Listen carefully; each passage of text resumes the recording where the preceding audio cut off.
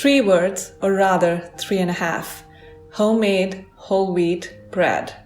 Normally when you make whole wheat breads, they can be quite dense and tough, almost chewy. But now my recipe, I have a secret ingredient which makes it light, airy, almost pillow-like.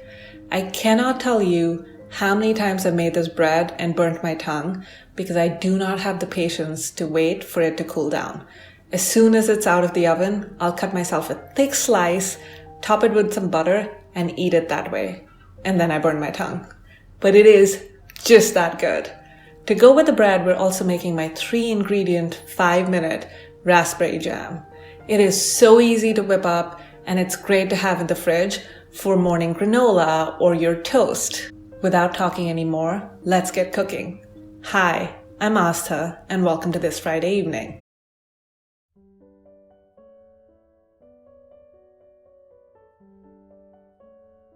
To get started, you want to warm a cup of water on the stove.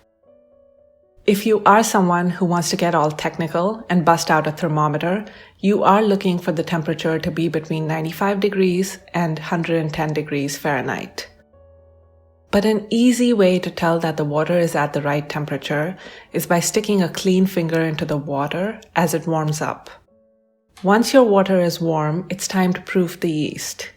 You want to add the water to a large bowl, and to that you want to add 1/4 of a cup of brown sugar.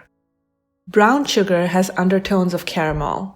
While it won't make the bread taste sweet, it will add a beautiful layer of complexity and flavor to the bread. You want to sprinkle 2 tablespoons of yeast to your water and sugar mixture. I'm using active dry yeast here. You want to let this mixture sit for about 10 minutes to allow the yeast to activate and proof. As the yeast activates, the mixture will get frothy and foamy on the top. While we wait for the yeast to activate, it's time for my first secret ingredient, oat flour. Oat flour can help bring a lightness and fluffiness to all your baked goods. It's now easily available in most supermarkets, but if you can't find it, you can easily make it at home. All you do is pulse a cup of oats in the food processor till the oats turn into a flour. 1 cup of oats will make about 1 cup of flour. Let your food processor work its magic and you'll end up with soft, fluffy flour, which is perfect for our bread here. By now your yeast should have activated and grown frothy. You want to add 2 tablespoons of ground flaxseed powder and salt. Ground flaxseed powder is my second secret ingredient to make fluffy, soft bread. You want to give this a good mix and let it sit for another 5 minutes.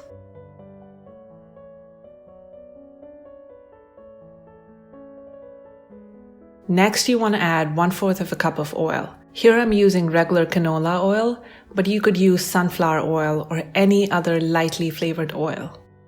Give everything a good mix and then add the flour. I start with a cup of oat flour and 2 cups of whole wheat flour. Depending on how wet the dough is, I might add an additional 1/4 to 1/2 cup of wheat flour.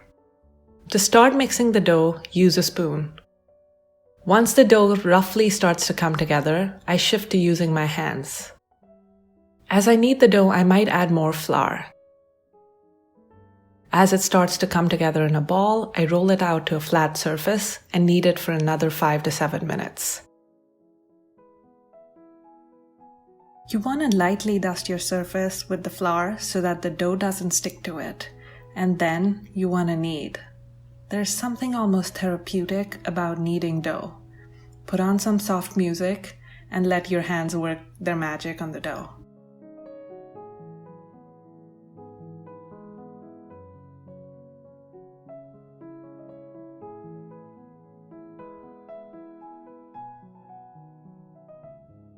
Then it's time to let the dough rise. You want to grease the bowl you're going to put the dough in.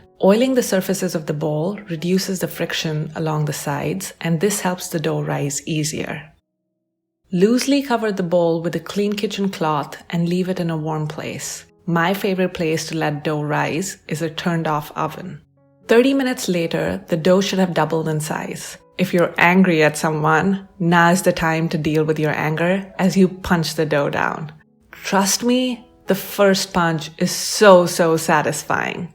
It's an easy way to work out the stress of the day, as you knead the bread for another 2 to 3 minutes.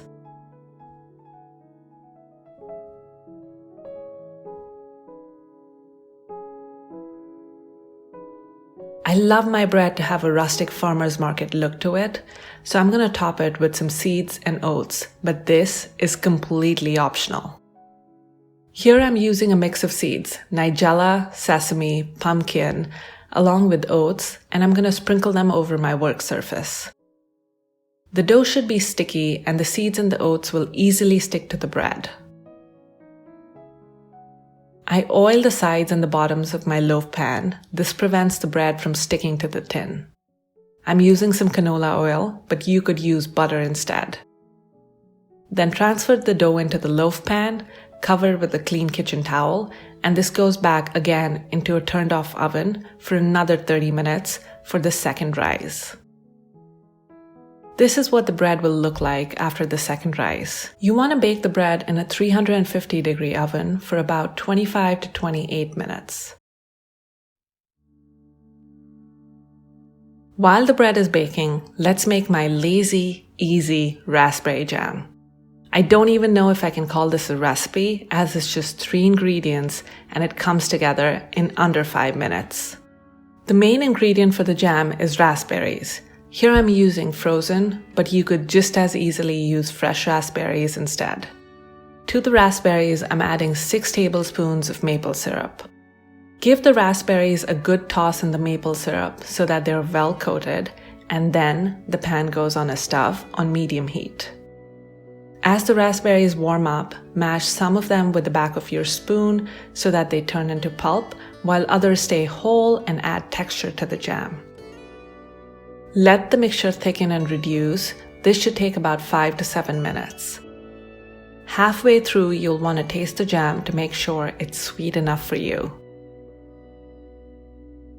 Take the pan off the stove once the jam has reduced and add 2 tablespoons of chia seeds. Mix the chia seeds into the jam and let it sit for about 10 minutes. The chia seeds will absorb all of the raspberry juices and you'll end up with a thick jam, which is pure topping perfection.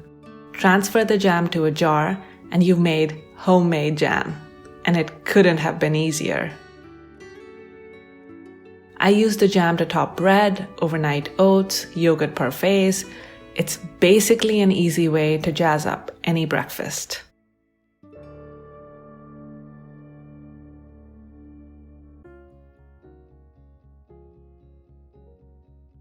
Once the bread has baked, I transfer it to a cooling rack and then brush the top with some butter.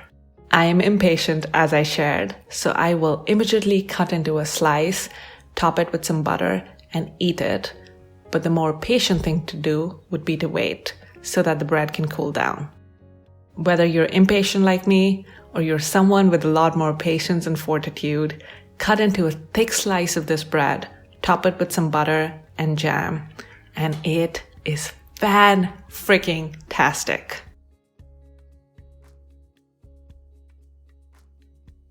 I hope you get in the kitchen and give this recipe a try.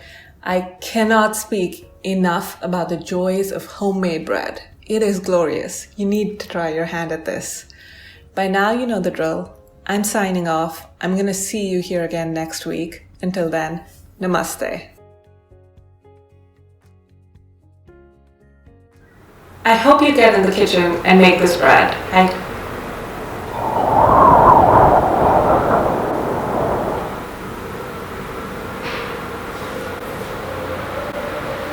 Dear wind, you could stop for like 10 minutes. I only have 2 more minutes to go. Please. Please. How do you say please in other languages? Muchas gracias is thank you. How do you say please? That's weird. Mercy is also thank you. De nada is like, I think some version of like it's okay. Is there a word for please in Hindi? मैं आपसे हाथ जोड़ के